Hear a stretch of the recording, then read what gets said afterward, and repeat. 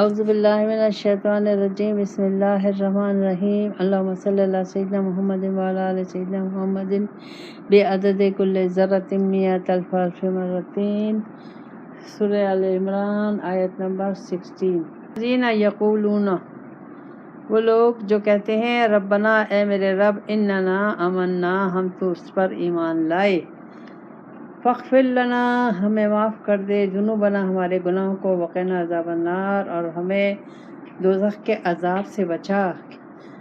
کیوں یہ کون لوگ کہتے ہیں؟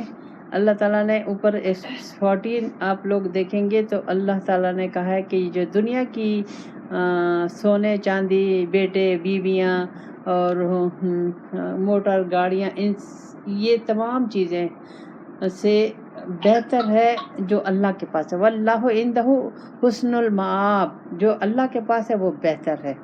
تو یہ بہتر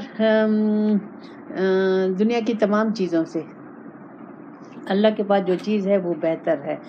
اچھا، اللہ تعالیٰ نے مجھے یہ بتا دیا، تو جو اس راستے کو لیتا ہے، یعنی اللہ کو لیتا ہے، اللہ کو مقصد زندگی بناتا ہے، تو اللہ تعالیٰ سے وہ کیا دعا مانگتے ہیں؟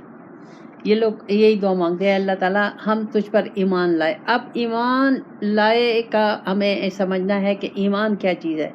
آمنا، اننا آمنا، ہم تجھ پر ایمان لائے۔ اب ایمان کا اگر ایک جملے میں ایمان کا کہا جائے تو اس کا مطلب ہے ہم نے اللہ کے آگے سلنڈر کر دیا، یعنی یہ تمام کائنات اور میری زندگی اور میں، ہم سب اللہ کے کا سارا نظام اللہ کے ہاتھ میں، میری زندگی، میری تقدیر، ہر کچھ، میرا مرنا جینا سب کچھ اللہ کے ہاتھ میں، اور یہ کائنات بھی اللہ کے ہاتھ میں، ہر کچھ اللہ کے ہاتھ میں۔ تو اب مجھے ایمان ہمارا کا لفظی معنی اگر دیکھا اس کی گہرائی میں، ڈیپ میں جائے تو اس کا یہ ہے کہ ہم نے اللہ کے آگے سلنڈر کر دیا، یعنی اب ہم صرف اللہ کا کہنا مانیں گے اور اللہ کے آگے کسی کا کہنا نہیں مانیں گے، نہ اپنے نفس کا، نہ اپنے ماں باپ کا، نہ اپنی اولاد کا، نہ دنیا والوں کا، کسی کا خیال نہیں رکھیں گے۔ یہ ہے اصل ایمان، اور یہ ایمان ہمیں حاصل کرنا ہے۔ اگر یہ ایمان ہم نے حاصل نہیں کیا تو دوزخ ہماری لکھ دیا گیا ہے۔ کیوں کہ جب تک یہ ایمان، اگر ہم اللہ کی نافرمانی کر رہے ہیں اور ہم منافقوں والی زندگی گزار رہے ہیں، تو اور ہم پھر بھی یہ تصور رکھ رہے ہیں یا ہمارا یہ خیال ہے کہ ہم نے یہ جو نماز روزہ کر لیا، حج عمرے کر لیے، خیر خیرات کر لیا ہے، اور باقی زندگی ہم اپنی مرضی سے گزار رہے ہیں اور ہم جائیں گے جنت میں، تو پھر اللہ ان مشرکوں نے، یہودیوں نے، انہوں نے کیا گناہ کیا ہے، وہ کیوں نہ جنت میں جائیں؟ تو سوال ہی نہیں پیدا ہوتا۔ کیوں؟ بلکہ وہ تو دوزخ میں جائیں گے، دوزخ کے اوپر ہوں گے۔ ہم جیسے مسلمان جو ہم منافقت، یعنی کہ جو اپنی مرضی آئی وہ قرآن کا حصہ لے لیا، جو پسند نہیں آیا اس کو چھوڑ دیا، اپنی مرضی سے زندگی باقی اگر ہم حقوق اللہ یعنی عبادات بھی تو کر رہے ہیں تو ہم اپنی مرضی سے کر رہے ہیں، اللہ کو نہیں پہچانا، اللہ کو نہیں جانا، اللہ کی مرضی کو نہیں دیکھا، اپنی مرضی سے کر رہے ہیں۔ اب اس وقت جو ہم لوگ حج کرتے ہیں، حج عمرے کرتے ہیں، تو کیا ہم ویسے ہی حج عمرے کر رہے ہیں؟ ویسے ہی ہم نے نظریات لیے ہوئے ہیں، ویسے ہی ہم عملی زندگی ہے جیسے ابراہیم علیہ السلام کی تھی، جیسے مجھے رسول پاک صلی اللہ علیہ وسلم نے کہا، جیسے رسول پاک صلی اللہ علیہ وسلم تھے ایسے ہی تھے؟ نہیں تھے، بلکہ ہم تو حرام مال سے حج بھی کر رہے ہیں، اور ہم حج کر کے واپس آ کے پھر وہی اپنی مرضی کرتے ہیں۔ تو ایسے ہم جیسے مسلمان دوزخ کے گڑھے میں ہوں گے، جس سے وہ گڑھا بیل، جس کا نام ہے بیل، جس سے دوزخ دن میں 70 دفعہ پناہ مانگتی ہے، وہاں مسلمان جائیں گے۔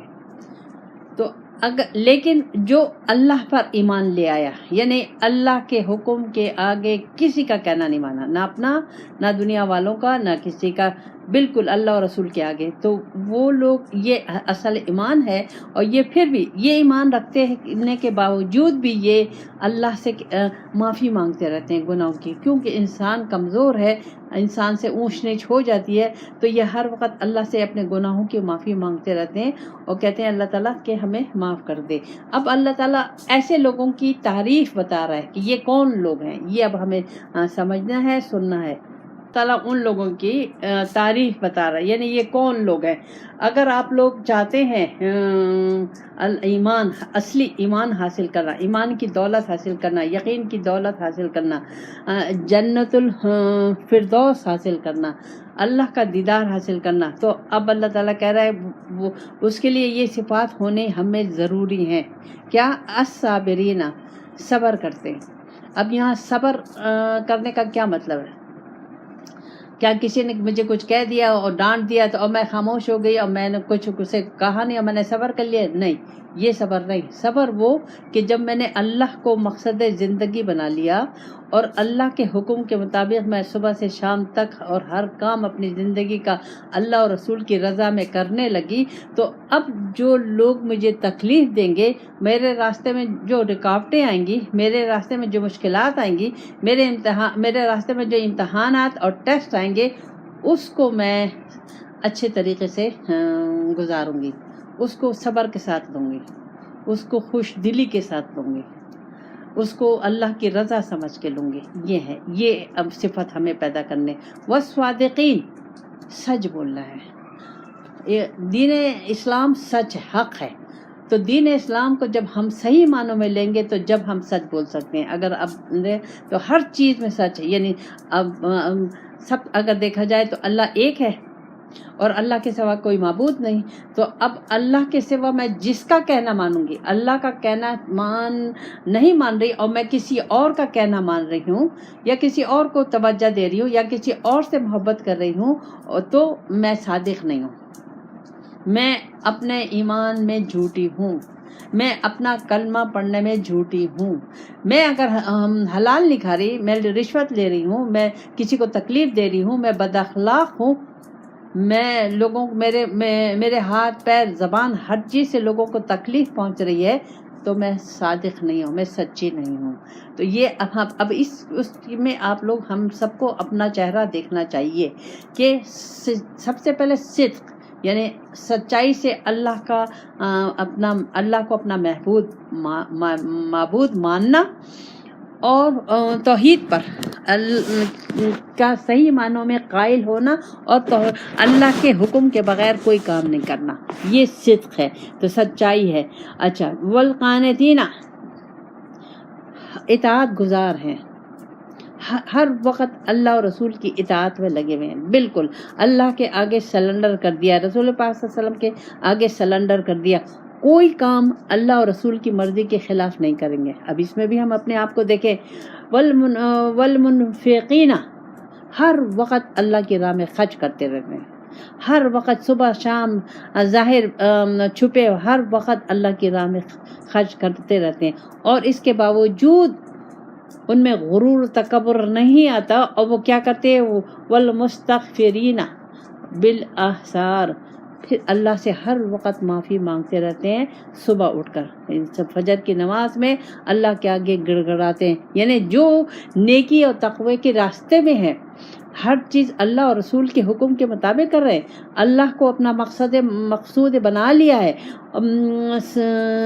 صادقین کی طرح زندگی گزار رہے ہیں، لیکن پھر بھی اپنے کو زیرو سے ضرب دیا ہوا ہے اور اللہ سے ہر وقت اپنے گناہوں کی، اپنی غلطیوں کی، کوتاہیوں کی معافی مانگتے رہتے ہیں. کیوں؟ کہ ہم انسان ہیں، کچھ پتہ نہیں کہ کس وقت ہمارے منہ سے کوئی ایسی بات نکل جائے جو اللہ کو تکلیف پہنچے، رسول پاک صلی اللہ علیہ وسلم کو تکلیف پہنچے، اللہ کی مخلوق کو تکلیف پہنچے، ہمارے سے کوئی ایسی حرکت ہو جائے، ہم کسی کے ساتھ ایسا سلوک کر لیں، ایسی بد زبانی کر لیں جس سے اللہ اور رسول کو تکلیف ہو، مخلوق کو تکلیف ہو، تو وہ ہر وقت اللہ کے یعنی عاجز ہے. یہ جو بھی تقوی انہوں نے اگر اختیار کیا ہوا بھی ہے اللہ اور رسول کو لیے ہوا بھی ہے اور سچی زندگی گزار بھی رہے ہیں، قرآن و سنت کے بدلات زندگی گزار رہے ہیں، پھر بھی وہ اپنے کو زیرو میں تقسیم دے، یعنی جو کچھ کر رہے ہیں اس کو کوئی اہمیت نہیں دے رہے، اس کو کوئی وہ نہیں سمجھ رہے کہ ہم یہ کر رہے ہیں، ہم یہ کر رہے ہیں، ہم یہ کر رہے ہیں، ہم نے یہ کیا، ہم نے یہ کیا، نہیں، پھر بھی اللہ سے ہر وقت معافی کے طلبگار ہیں، اور صبح کے وقت خاص طور سے. پھر یہ اللہ تعالیٰ نے مجھے بتایا، یہ اللہ تعالیٰ نے مجھے بتائی ہے کہ اپنے میں یہ صفات پیدا کرو، تو پھر آمینو ہوگا، پھر آمنا ہوگا. پھر آگے اللہ تعالیٰ فرماتا ہے، اچھا اب اللہ تعالیٰ، اللہ کون ہے؟ اب یہاں اللہ کی تعریف، اللہ تعالیٰ اب بتا رہا ہے کہ میں کون ہوں. شہد اللہ انہ لا الہ الا ہو، اللہ کہتا ہے کہ میرے سوا کوئی معبود نہیں ہے تمہارا، یعنی میں ہی ہوں. تمہاری زندگی میں میرے علاوہ کوئی دوسرا نہیں آنا چاہیے، تمہارے دل میں میرے سوا کوئی دوسرا نہیں آنا چاہیے. ہر وقت تم میرے ہی چہرے کو دیکھتے رہو، میری ہی خوشی میں ناراض، میرے ہی چہرے کو دیکھتے رہو، میری رضا کو دیکھتے رہو، تو زیادہ، کیونکہ میرے سوا تمہارا کوئی معبود نہیں ہے، میں ہی تمہارا مقصد ہوں. یہاں اللہ تعالیٰ مجھے زندگی گزارنے کا ایک لائے عمل دے رہا ہے کہ تمہارا مقصد صرف میں ہونا چاہیے.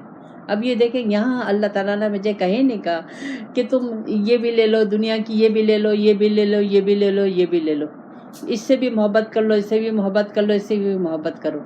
جب میں اللہ سے محبت کروں گی، اللہ کو لے لوں گی، تو ظاہر ہے پھر تو اللہ کی محبت کی خاطر کہ وہ مجھ سے ناراض نہ ہو جائے، تو پھر میں اللہ کی مخلوق سے بھی محبت کروں گی. کیوں؟ اللہ کے لیے. مجھے اس اللہ کی مخلوق سے کوئی مطلب نہیں ہے، اس مخلوق سے مجھے کوئی چاہت نہیں ہے، کچھ مانگنا نہیں ہے، کچھ لینا نہیں ہے. صرف اللہ کو راضی رکھنے کے لیے جو بھی ڈیوٹی دے رہی ہوں، یہ چاہے وہ بیوی ہے، چاہے وہ بہن ہے، چاہے وہ ماں ہے، چاہے وہ جاب کر رہی ہے، چاہے وہ بزنس کر رہی ہے، جو کچھ بھی کر رہی ہے، وہ صرف لگی ہوئی ہے اللہ کو کی رضا کو پانے کے لیے اور اللہ کو پانے کے لیے. کیوں؟ کہ اسی نے پیدا کیا، سب کچھ اسی کے ہاتھ میں، وہی ہے میرا معبود، اس کے لیے کر رہی ہوں. تو خالی ہم لوگ نہیں، والملائکہ، تو فرشتے بھی ایسے ہی کر رہے ہیں. فرشتے بھی اللہ کی عبادت میں لگے ہوئے ہیں، اللہ کے آگے انہوں نے سرنڈر کیا ہوا ہے، اللہ کی ڈیوٹیاں دینے میں لگے ہوئے ہیں. اولو العلم، علم والے. اب علم والے کون؟ یہ دنیاوی علم والے نہیں، جو اللہ سے کنیکٹ ہو جاتا ہے، جو اللہ کو پہچان جاتا ہے، رسول پاک صلی اللہ علیہ وسلم کے اسوہ حسنہ پہ چلتا ہے، پھر اس کو جو علم، جو معرفت حاصل ہوتی ہے، اس علم پہ وہ قائمہ بالقسط، وہ انصاف سے، ہر کام انصاف سے، یعنی سچائی سے، جھوٹ نہیں، اس میں بے ایمانی نہیں، اللہ کی نافرمانی نہیں، رسول پاک صلی اللہ علیہ وسلم کی نافرمانی نہیں، کسی کو دھوکہ نہیں، انصاف سے زندگی گزارتا ہے. میانہ روی سب سے بڑی چیز ہے، میانہ روی، ہر چیز میں میانہ روی ہے. اس کی عبادات میں بھی میانہ روی ہے، اللہ کی عبادت میں بھی میانہ روی ہے، دنیا کو استعمال کرنے بھی میانہ روی ہے، درمیانی راستہ ہے، انصاف سے زندگی گزار رہا ہے. اور ظاہر یہ جب تک انسان نے یہ کوالٹی نہیں آتی، جب تک وہ اللہ سے نہیں جڑے، تو اللہ سے جڑنے کے لیے اللہ والے سے جڑنا پڑتا ہے، اس کی صحبت میں رہنا پڑتا ہے، اس کی صحبت میں رہ کر اپنی روحانی علاج کروانا پڑتا ہے، اپنی اصلاح کروانے.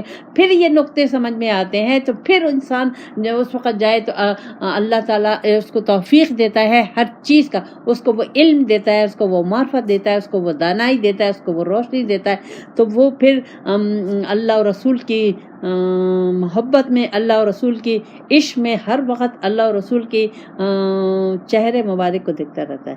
لا الہ الا هو العزیز الحکیم، اللہ کے سوا کوئی معبود نہیں ہے. اور یہ یاد رکھو کہ اللہ غالب ہے اور وہ حکمت والا ہے. اب یہاں اللہ تعالیٰ نے دوبارہ کیوں کہا؟ دوبارہ نے اللہ تعالیٰ نے مجھے اس لیے کیا کہ دیکھو، مجھے معبود بناؤ، مجھے معبود بناؤ گے تو میں تو ہر چیز پہ غالب ہوں، تم بھی غالب ہو جاؤ گے. اور پھر میں حکمت والا ہوں، تم میں بھی وہ حکمت آ جائے گی. ایک ترجمہ تو یہ ہوا. دوسرا یہ ہے، اگر میری نافرمانی کرو گے تو میں تمہیں ضرور پکڑوں گا، عذاب النار دوں گا. اور میں تمہیں اگر ہم جلدی نہیں پکڑا تو وہ اس میں میری حکمت ہے. یہ دونوں ترجمے اس طریقے سے لیں گے. تو اللہ تعالیٰ مجھے کہہ رہا ہے کہ دیکھو مجھے معبود بناؤ سوائے میرے کسی کے. اچھا جب ہم اللہ کو معبود بنا لیتے ہیں نا تو ہم دنیا والوں سے فارغ ہو جاتے ہیں. یعنی دنیا والوں سے ہم ذہنی لحاظ سے بالکل بے نیاز ہو جاتے ہیں.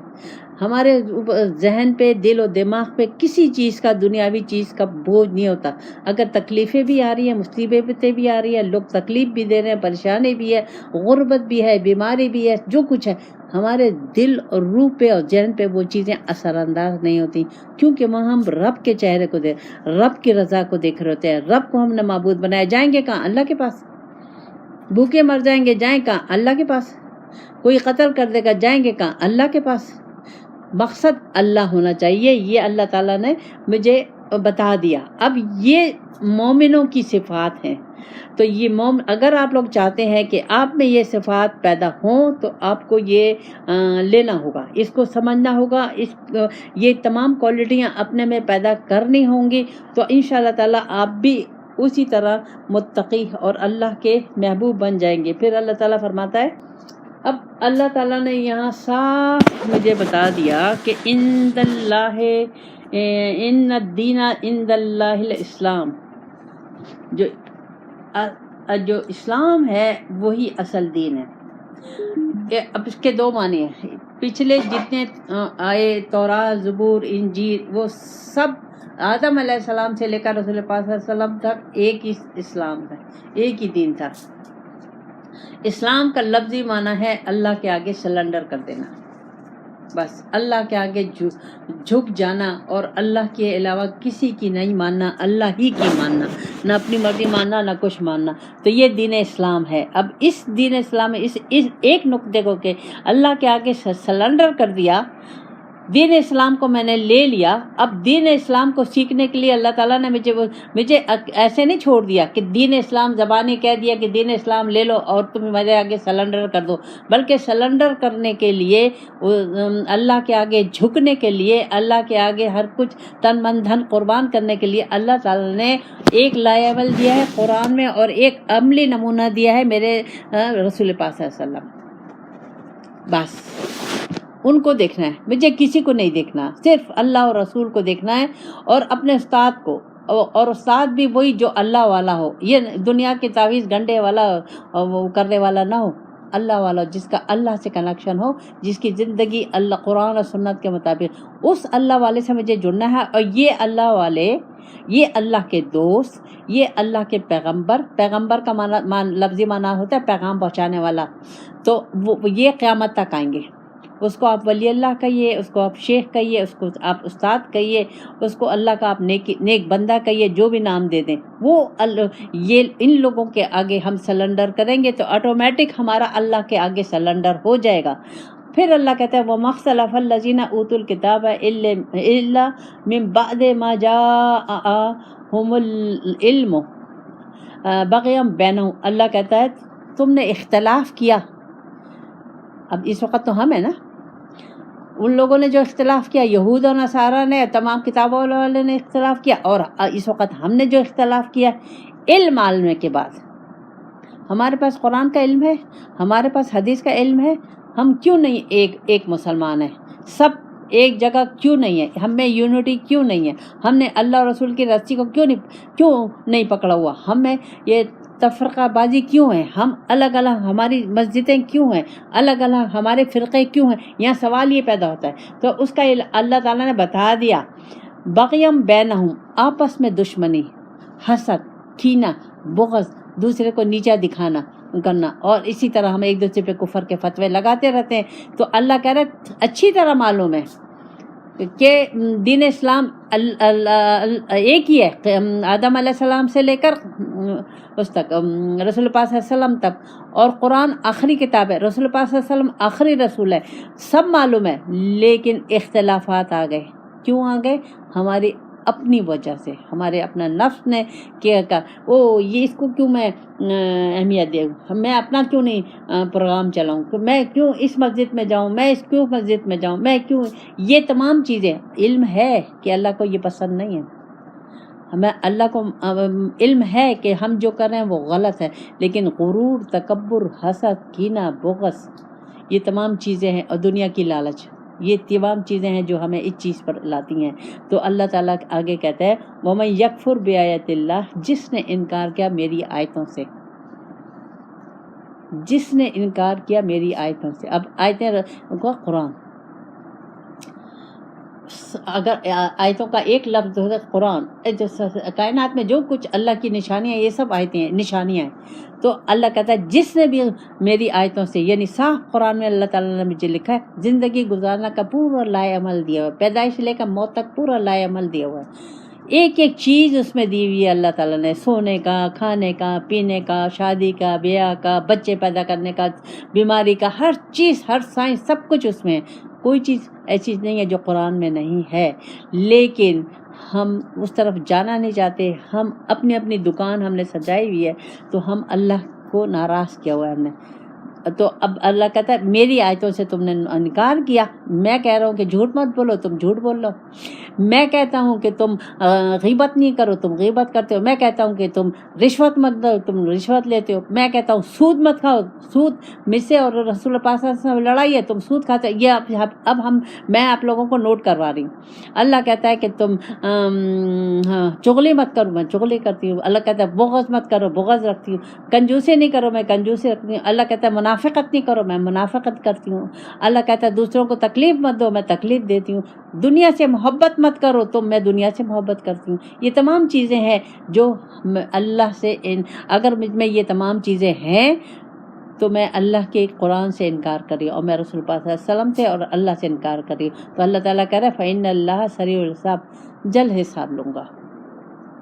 اب جلد حساب دو طرح کا جلد حساب ہے، ایک تو یہ جو دنیا میں آفتیں آتی ہیں، اس میں جو مر گیا ختم، اور پھر اگر کوئی ان سیلابوں میں اور زلزلوں میں اس میں بچ بھی گیا تو موت تو کا دن مقرر ہے، جیسے ہی موت آئی حساب شروع ہو گیا، پھر وہ بستر پہ ابھی سانس نکل رہی ہوگی کہ اس کو دکھا دیا جائے گا تمہارا مقام۔